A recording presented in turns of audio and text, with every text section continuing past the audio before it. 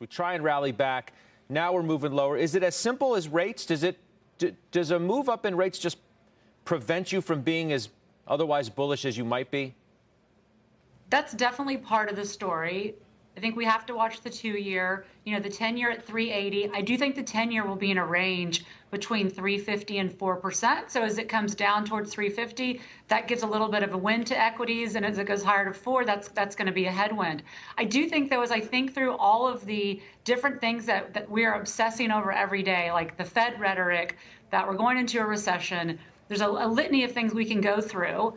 Those are all priced in, though. And I do think that with the JOLTS data that came out, if we can get some other readings that the Fed is looking at, like a PCE or CPI, moving in the right direction, and earnings are stronger than the markets perceive, I do think we could continue to get a technical rally upwards to that 3,900. But make no mistake, we are clearly in a bear market, and we continue to make lower highs and lower lows. So I think you can trade up to 3,900, keep your stops tight, but I do not think we see a strong pivot where we are going to have a U-shaped recovery into November, December at this point. It seems, Jason, the really only debate at this point is the Fed going to be done soon or not? Everything revolves around that. If the market believes, like it did a couple days ago or whatever, that the Fed's going to be done in December, great.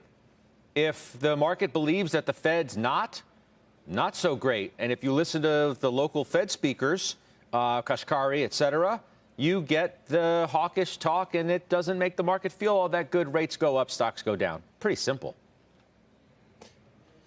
You got it, Scott. So for us, if we've kind of looked at the bounce over the last couple of days, first of all, September was really rough, down 9.3%, worst September in 20 years.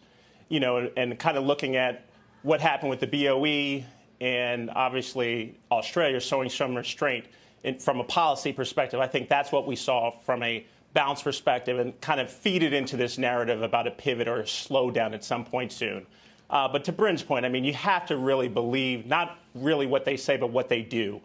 So from my perspective, the Fed's still going to remain engaged as they have been. If you're looking at PCE last week, still was above his expectations, albeit moderating. And then we have CPI next week, which is a very important number to follow. Yes, JOLTS were great, down 10% month over month. But again, I just don't see an environment here or even in the near future where the Fed slows down. They're moving to restrictive policy.